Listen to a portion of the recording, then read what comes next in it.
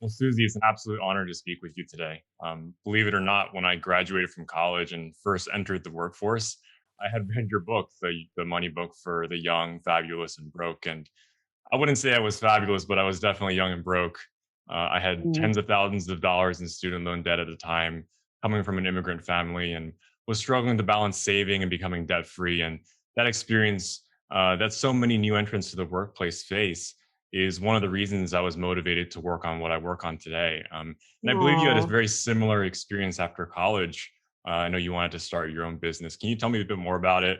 I'm curious Well, about your roots, how it the influenced truth your. is, I didn't really want to start my own business. When I was growing up, I grew up on the south side of Chicago in the hood, where you read today where all the murders are. Well, that's where I grew up. And I actually never thought that I would be anything other than a waitress. Not that there's anything wrong with that. And so I was a waitress at the Buttercup Bakery, Will, until I was 30 years of age, making $400 a month for 7 years. So that's really what I wanted to do. And then I thought, I know I can open up my own restaurant because it was my ideas that allowed this Buttercup Bakery to grow and make money. But my parents had absolutely no money. My father was always sick. My mother was a secretary and sold Avon on the side to pay the bills. And so here we were. And to make a very long story short, the customers gave me $50,000 to open up my own restaurant and said to me that I should deposit it at Merrill Lynch in a money market account until I could do this restaurant. I didn't know what Merrill Lynch was. I didn't know what a money market account was. Again, to make a long story short, I went in, I did it. I met the broker of the day who greeted everybody. He had me sign empty papers, blank papers. I didn't know there was anything wrong with that. Filled it out to make it look like I was a sophisticated investor. And within 3 months, lost all $50,000 playing the options market. So I thought, oh, I know I can be a broker. They just make you broker. I go in to interview for a job, told women you belong barefoot and pregnant, but they'll hire me to fill their women's quota, but I'll be fired in 6 months. Right. So I said, all right, how much are you going to pay me to make me pregnant? $1,500 a month. I went, that's a lot of money. Hired me. I end up suing them while I'm working for them because I realized what the broker did was illegal because I sued them. They couldn't fire me. And by the time it came to court, I was their number six producing broker. And that's how I entered this whole thing. It was almost like a big mistake. But it was from that experience that I learned you have to do what's right versus what's easy. And you can never take advantage of your clients. You always have to put people first. And then the rest is kind of history. So that's such an incredible story, and hopefully, I think many people listening to this and watching this can relate to where kind of the odds are stacked against you. The system seems to be stacked against you, and that's such an incredible way that you kind of dealt with adversity. And so, I guess my question for you is like, what does financial wellness mean to you today after that experience, after your career so far? What does financial wellness mean to you? Well, you have to first ask, what is the goal of money? Because if you're talking about finances, you're talking about the core of finances, which is money. And the goal of money is for you to be secure. So, financial wellness would be that you have security. Now, what does that mean? It doesn't necessarily mean that you have all this money, but it means that you have power over the money that you have, how you think about it, how you invest it, how you feel about it. And so many people are like, I'm just going to work. I'm going to work 24 hours a day. I'm going to do the startup. I'm going to do this. I'm going to do that. But they do not pay attention to the money that they are making. What are they doing it and doing with it? And you have to make your money work as hard for you as you're working for your money. So financial wellness is where you are in control of your money versus your money being in control of you.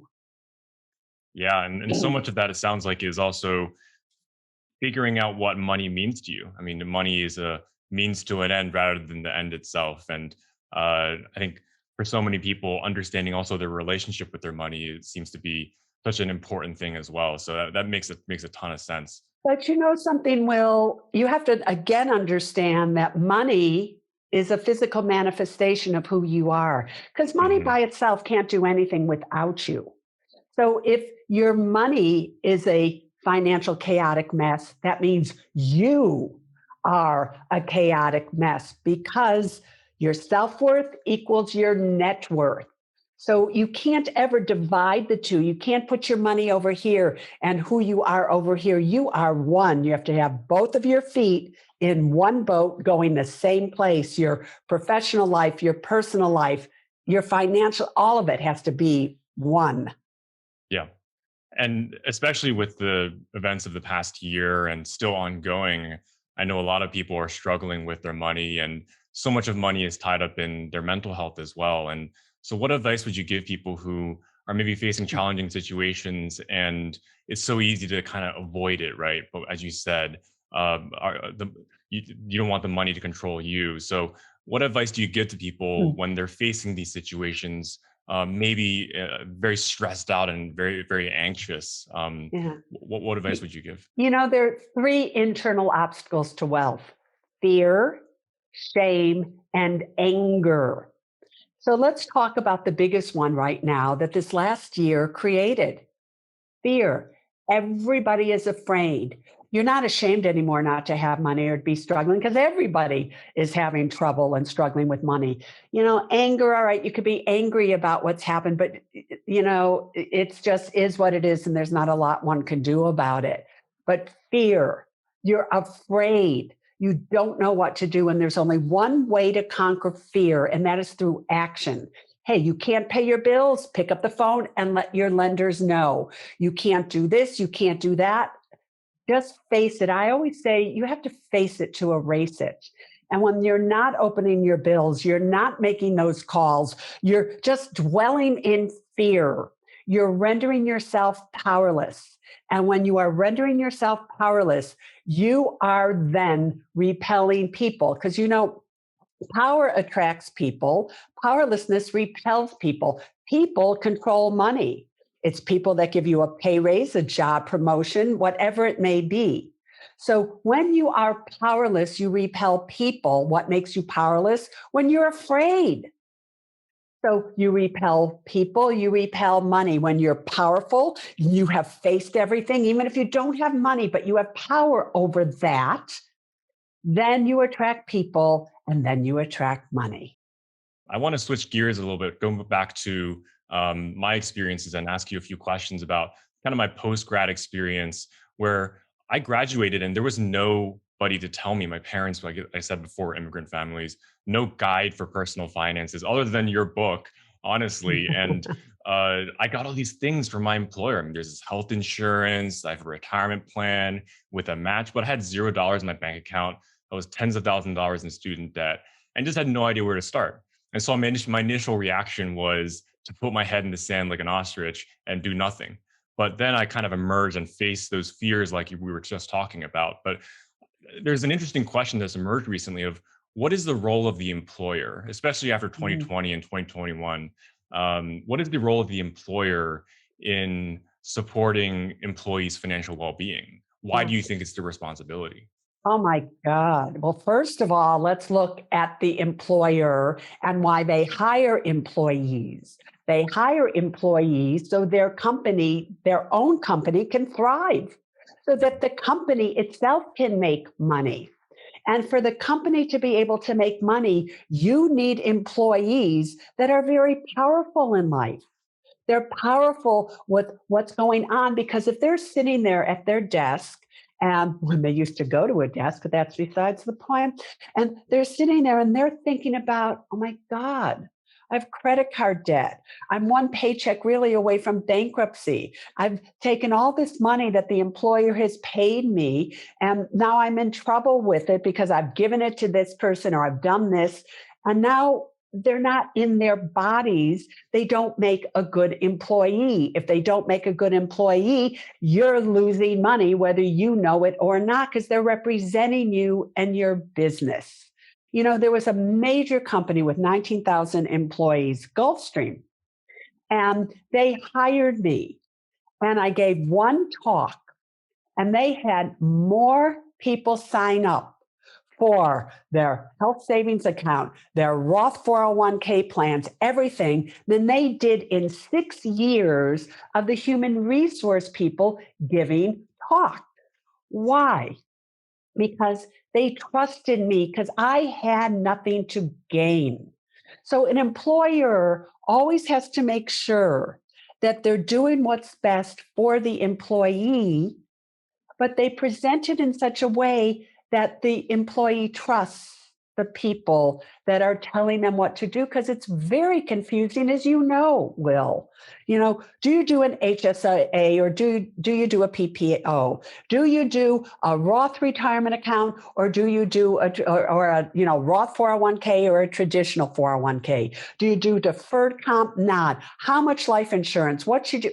It's all so complicated. So what do the employees do?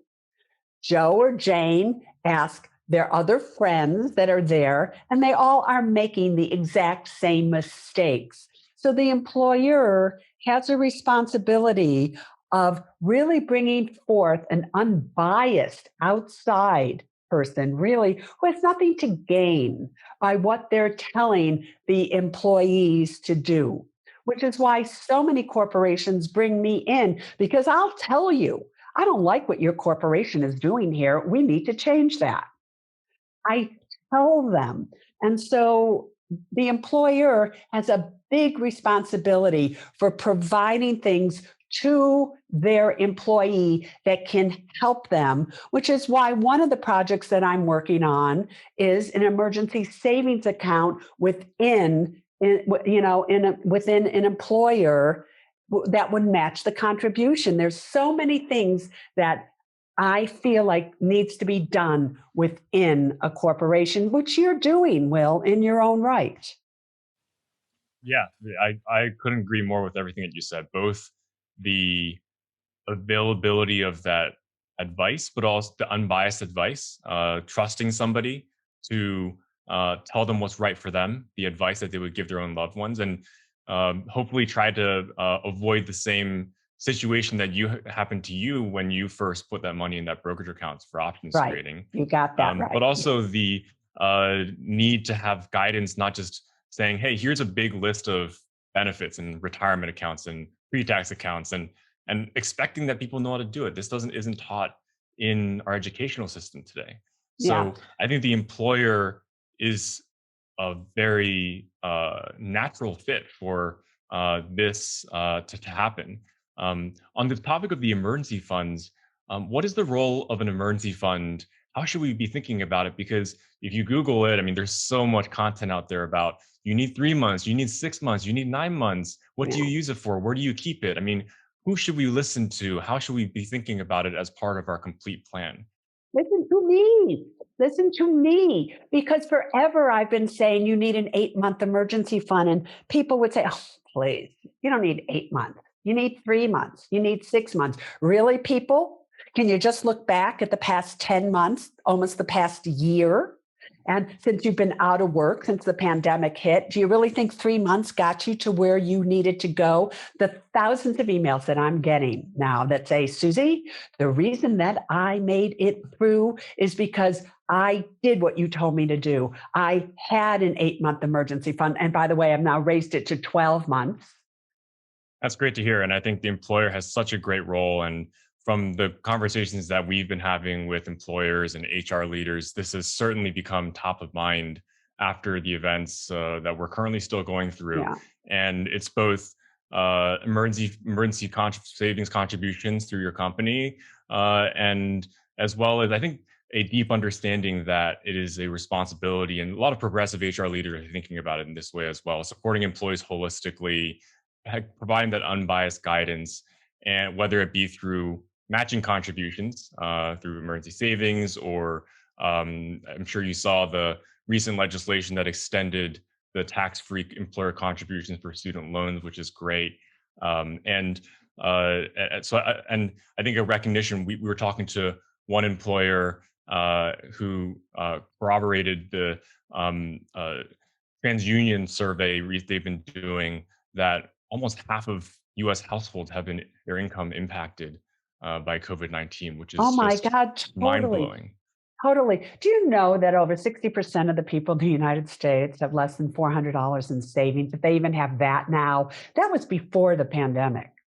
So everything has changed, everything. And so not only do we have to help those that are lucky enough to have a job, we also have to really figure out, how do we help those whose job is never going to come back, the small businesses that have absolutely closed down. How do we help everybody with really educating them in ways to either start over again or be being paid to save, or just educating them that? And Will, that's what I've dedicated my entire life to do. That is what I do, whether it's through my podcast, the Women in Money podcast, as well as the Men Smart Enough to Listen. You have to admit you love that title. That is the official title of the podcast, because I do like it. you know what I don't like? I'm just going to tell you, I don't like when people advertise things and they go, this is for women only. No, money isn't to be segregated. Money is for both men and women. And especially if you're in a relationship with a man and you're a woman, you both equally have to know what you're doing, because I have found that men are financial fakers. They will tell you that they know what they're doing, and I can tell you they do not, which is why Bernie Madoff was able to happen. You had, Larry King tell this one who told that one. And are you kidding me? Are you kidding me? So that's why what you're doing and what I'm doing is so vitally important, because we don't have an agenda today. We're not asking people to invest with us and to do those things. We're simply asking people, let us help you by educating you, by giving you the vehicles where you are paid to save, like myalliant.com, like Secure Save with your emergency fund, all of that, and with what you're doing.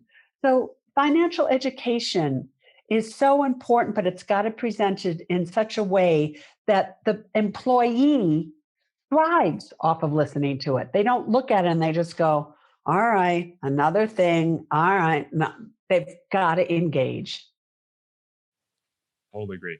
Um, last question. I completely agree that our relationship with our personal finances are not just about us personally. It's about our relationships with the people around us, our partners, our family. Um, I'm sure many people are facing situations where they're having to support friends and family through this difficult time. Um, what advice do you have for folks who are trying to work through those dynamics? How do you support friends and family, either financially or through advice? And Yeah. how do you navigate those dynamics? You have to be honest. And the first thing you have to be honest with is, can you afford to help others? Because what really happens is you have a little amount of money, little, maybe you have $300 left. And that's the money that you're going to buy food for you and your kids. And you could have had a $500,000 a year job, and believe it or not, you still only have $200 or $300 left. Do you know how many millionaires, I'm sure, or people who are making serious sums of money, are standing in food bank lines today because they spent everything? They took all the money and they bought huge homes, or they did this and they did that, and now they don't have any money. However, you have to know if your generosity is true generosity, which means that not only is it a gift to others, but is it a gift to yourself as well? Because if you're going to end up with absolutely no money and you're in a situation where you don't have anybody can help you, then that's not really being generous. So sometimes you have to say no out of love for yourself versus yes out of fear that somebody else is going to be mad at you or they won't love you. On the other hand, if you have money, If things are great for you, you didn't lose your job, you have a stimulus check coming in, even though you don't need a stimulus check coming in, then you have to be generous rather than taking that money and putting it in your emergency fund. That is money that you should give to somebody, not lend. You never lend it, but give it to somebody who's really suffering and they need you. But you have to have honest conversations. And sometimes the honesty is, I wish I could help you. I cannot, however. And that's just the truth. Most of us get in trouble because we help and we help, especially the women out there. You help, you give, you give, you give, and then you need, and there's nobody to give back to you. And now you are in serious trouble. You just have to be honest and stand in your truth. Yeah, that's great advice. I think we're in such a unique time right now, and hopefully, this conversation can create some hope in a time of struggle for many people. And I really enjoyed our conversation around the role that company leaders can play in supporting their team's financial well-being and the various different ways that they can be, from emergency savings as well as what we're doing here at Northstar, pairing individuals with financial advisors who are completely unbiased and Yeah. taking that full picture. Yeah. Can I say one other thing that I think is important?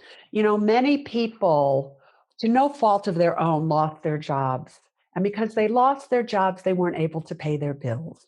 Because they weren't able to pay their bills, their FICO scores totally went down the drain, even though I tried to get FICO to freeze their scores as of February of last year, but they didn't want to hear about it. Employers out there, you need to think about that. If somebody applies for a job and you see that, in fact, their FICO score is, or their credit reports are totally down because they're behind, they're in collections, can you just ask them why? You ask them what was their score or how was their credit a year or so ago so that you could be a compassionate leader and understand the circumstances that some people got into because of no fault of their own. So, this is a time that leaders need to evaluate other people's credentials and abilities, not just by what they're reading or what they're seeing, but digging just a little bit deeper and asking why.